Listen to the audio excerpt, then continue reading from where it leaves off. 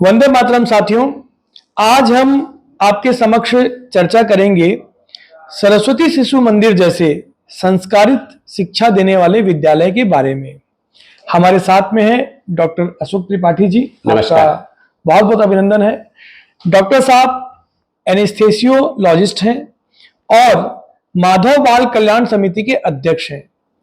Doctor साहब, आपने हमारे इस चैनल को समय दिया, उसके लिए आपका बहुत बहुत धन्यवाद। डॉक्टर साहब, आज हम इस वीडियो के माध्यम से हमारे दर्शकों को ये बताना चाहते हैं कि सरस्वती शिशु मंदिर क्या है और सरस्वती शिशु मंदिर की क्या भूमिका है छात्रों को गढ़ने में, और शिक्षा के साथ साथ संस्कार भी बच्चों को मिले, इसके लिए सरस्वती शिशु मंदिर बना है। इसलिए आज हम आपके समक्ष यहाँ पर हैं और आपसे बहुत कुछ जानकारी आज हम प्राप्त करेंगे। डॉक्टर साहब, ये सबसे पहले मेरा सवाल ये है कि सरस्वती शिशु मंदिर की स्थापना कब हुई? देखिए, जैसा कि आपने बिल्कुल सही कहा, शिक्षा के बिना, संस्कारी शिक्षा के बिना कोई भी राष्ट्र जीवित नहीं रह सकता। जी। 1952 में जी गोरखपुर है उत्तर प्रदेश में जी, वहां पे किराए के मकान में सरस्वती विद्या मंदिर की स्थापना हुई, शुरुआत हुई जी। उसके पश्चात इसकी डिमांड बढ़ने लगी पूरे देश में। जी जी। 1977 में फिर विद्या भारती, अखिल भारतीय शिक्षा संस्थान का गठन हुआ जी, और उसके द्वारा, विद्या भारती के द्वारा पूरे देश भर में जी सरस्वती शिशु मंदिर, संस्कार केंद्र, एकल विद्यालय, ये सब शुरू किए गए। जी। डॉक्टर साहब, मैं ये जानना चाहता हूँ कि आज जबकि लोग इतनी भाग दौड़ भरी दुनिया में है और सोशल मीडिया का बच्चों पर बहुत दुष्प्रभाव भी है, ऐसे समय में शिक्षा कैसी होनी चाहिए? देखिए, शिक्षा हमेशा ऐसी होनी चाहिए कि जब भी विषम परिस्थिति आए हम उसको झेल सके, उससे निकल सके। मतलब विषम परिस्थितियों में लड़ने की क्षमता होनी चाहिए।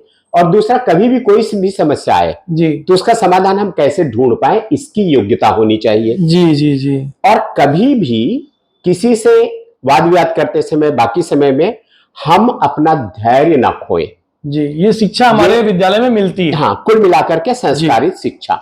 डॉक्टर साहब, ये जानना चाहता हूँ, छत्तीसगढ़ प्रदेश में कितने विद्यालय हैं? देखिए, छत्तीसगढ़ प्रदेश में इस समय 1100 से ज्यादा हमारे विद्यालय, 1100 से ज्यादा विद्यालय हैं। इसके अलावा संस्कार केंद्र हैं, एकल विद्यालय हैं जो ग्रामीण ट्राइबल एरिया में चलते हैं जी। और ऐसे ही पूरे देश भर में इस समय हमारे पास में 12,000 से ज्यादा विद्यालय चलते हैं। मतलब 12,000 से ज्यादा विद्यालय चलते हैं जो कि शिक्षा के साथ संस्कार भी देते हैं। डॉक्टर साहब, एक मेरा महत्वपूर्ण प्रश्न ये है कि आज हम छत्तीसगढ़ प्रदेश में रहते हैं, आप 1100 से अधिक विद्यालय हैं। जिस शहर में हम रहते हैं, रायपुर शहर में कितने विद्यालय? 11। यहाँ भी 11 स्कूल हैं, यहाँ 11 विद्यालय चलते हैं। जी। आप प्रमुखता है कौन कौन से विद्यालय में? देखिए, मैं माधव बाल कल्याण समिति का अध्यक्ष हूँ। माधव बाल कल्याण समिति के द्वारा शासकीय सरस्वती शिशु मंदिर जो उच्चतर माध्यमिक विद्यालय देवेंद्र नगर में है जी, और पूर्व माध्यमिक विद्यालय तक के टिकरापारा में है और एक इंद्रावती कॉलोनी में है जी। तो ये सभी तीनों विद्यालय में कितने छात्र होंगे? देखिए, जो हमारा देवेंद्र नगर है उसमें 400 से ज्यादा है और जो इंद्रावती कॉलोनी है उसमें इस समय 200 से ज्यादा है और जो टिकरापारा है उसमें भी 200 से ज्यादा है। और अगर हम बात करें पूरे भारत में कितने विद्यार्थी होंगे? इस समय लगभग 35 लाख विद्यार्थी, मतलब 35 लाख विद्यार्थी ऐसे हैं जो शिक्षा के साथ संस्कार वाली शिक्षा प्राप्त कर रहे हैं। अपने गुरुजन कितने होंगे? ये भी 1.5 लाख से ज्यादा हैं और पूरे भारत में जी। और ये जितने भी आचार्य हम कहते हैं, आचार्य जी, दीदी जी कहते हैं जी, इनका प्रतिवर्ष प्रशिक्षण होता है जी। शिक्षकों, हम छात्रों को कैसे पढ़ाएं, कैसे गुणों का विकास करें, इनका पूरा प्रशिक्षण हमेशा होते रहता है। डॉक्टर साहब, एक बहुत महत्वपूर्ण जानकारी ये जानना चाहता हूं मैं कि सरस्वती शिशु मंदिर क्या है, उसके बारे में थोड़ी सी हमको संक्षिप्त में जानकारी दीजिए आप। देखिए कि यहाँ क्या होता है, कैसी शिक्षा होती है? देखिए, सरस्वती शिशु मंदिर में जो शिक्षा होती है वो संस्कारित होती है। जब बच्चा आता है प्रतिदिन प्रार्थना में, वहां पे माँ सरस्वती अपने भारत माता की फोटो लगी रहती है, उनके सामने में श्लोक पढ़े जाते हैं, एक संस्कार बनता है, पढ़ने का वातावरण बनता है। केवल हम रट्टू नहीं बनाते, केवल विषय जो है, पाठ्यक्रम है, केवल उसको ही नहीं पढ़ाते, उसको तो पढ़ाते ही है, उसमें आगे बढ़े, लेकिन खेलकूद में भी आगे बढ़े, हमारी बौद्धिक क्षमता काफी तीव्र हो जी। हम हर जगह पे कैसे हैं जी। उस पे आगे बढ़ सके, इसके जी। लिए योग की भी शिक्षा देनी जी, है। जी। लेकिन इसके साथ साथ हमारा दिमाग बहुत अच्छे से विकसित हो, जी। गणित पर ज्यादा ध्यान दिया जाता है जी। और उस पे भी वैदिक गणित पे। अच्छा। इसके अतिरिक्त देखिए हमारा माध्यम जो है हिंदी है, जी। मातृभाषा है, मातृभाषा में हम पढ़ाते हैं, लेकिन सीजी बोर्ड है, हिंदी माध्यम? सीजी बोर्ड है, हिंदी लेकिन अंग्रेजी की जरूरत पड़ती है, स्पोकन अंग्रेजी की, तो इसलिए हमने स्पोकन इंग्लिश की भी प्रैक्टिस क्लासेस कराई जाती है। और क्लासेस होगी स्पोकन इंग्लिश की? उसको हमने अभी ऐसा किया हुआ है कि पढ़ाते समय ही जी। वातावरण को ऐसा निर्मित किया जाए कि बच्चे स्पोकन इंग्लिश सीख सके। जी। और अभी ये 2 साल से प्रयोग हुआ है जी। और छठवीं हमारे सरस्वती शिशु मंदिर देवेंद्र नगर में 6वीं और 7वीं के बच्चे स्पोकन इंग्लिश में काफी रुचि लेते हैं और बोलते भी हैं। जी। इसके अलावा हमने एक और प्रयोग किया है, शनिवार को इंग्लैंड में हमारे कुछ लोग बैठते हैं, वो हमारे बच्चों से बात करते हैं। ओके, इंग्लैंड से बात करते हैं, अपने ही देश के लोग हैं जो वहां पे रहते हैं। जी। वो उनका कन्वर्सेशन होता है अंग्रेजी में। जी। पिछले साल वहां से कांताबेन है, वो यहाँ आई थी, देवेंद्र नगर स्कूल में आई थी। जी। और 25 बच्चे हमारे जो स्पोकन इंग्लिश करके बाद में स्कूल से बाहर चले गए, मिलने भी आए थे। जी। उन सभी से बातचीत जो है स्पोकन इंग्लिश में हुई और अच्छे से हुई। ये प्रयोग भी हमारे चल रहे हैं, सभी विद्यालयों में चल रहे हैं। जी। इसके अलावा हमने स्मार्ट क्लासेस भी चालू की हुई हैं, कंप्यूटर क्लासेस भी हैं। कहने का मतलब यह है कि केवल पाठ्यक्रम नहीं, पाठ्यक्रम के साथ साथ खेलकूद, वाद विवाद प्रतियोगिता, योग और जीवन शैली, दिमाग को कैसे और ज्यादा डेवलप कर सके, इसके लिए विभिन्न प्रकार के प्रयोग हम करते हैं। अभी कुछ समय पहले आपसे चर्चा हो रही थी तो आपने बताया कि आप छात्र संसद भी वहां पर लगाते हैं, जिनमें छात्रों को आपस में डिबेट भी होता है। देखिए, जैसे हमने जब शिक्षा की बात की कि कैसे होनी चाहिए, उसमें एक चीज और बात की कि विनम्रता के साथ हम कैसे रहें। जी।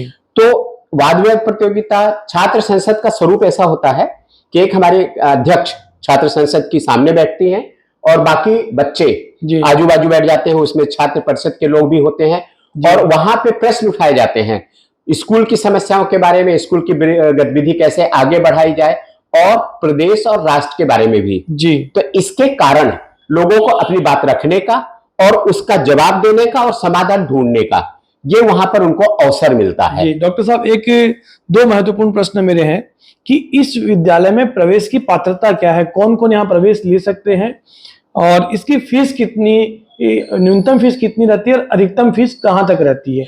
क्योंकि आज के समय में शिक्षा तो सब जगह है, लेकिन क्या होता है कि फीस भी इतनी हाई फाई होती है कि कई लोग उसको अफोर्ड नहीं कर पाते हैं। तो हमारे विद्यालय में प्रवेश की पात्रता क्या है और न्यूनतम और अधिकतम फीस का दायरा क्या है?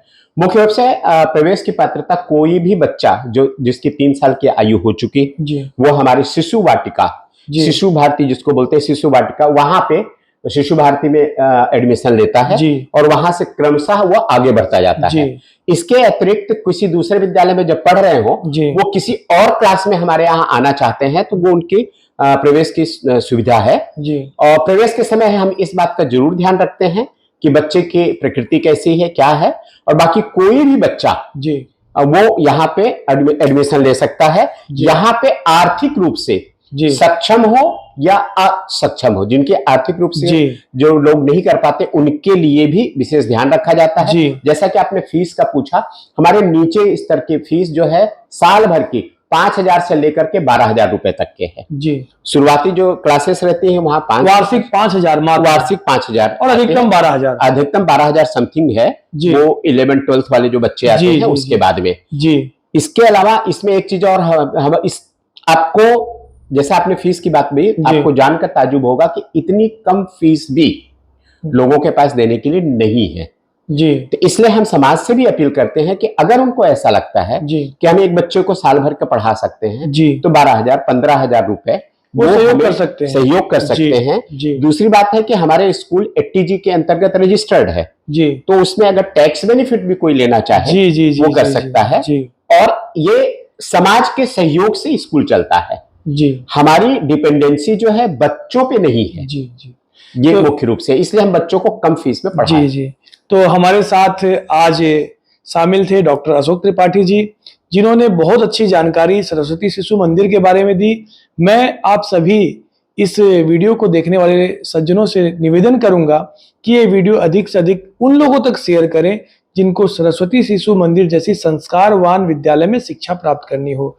मैं राम प्रजापति, रायपुर शहर, छत्तीसगढ़ प्रदेश, एक बार पुनः डॉक्टर साहब का धन्यवाद करता हूं। जय हिंद, जय भारत, जय छत्तीसगढ़। आपका बहुत बहुत धन्यवाद जो मुझे अवसर दिया। जी। धन्यवाद।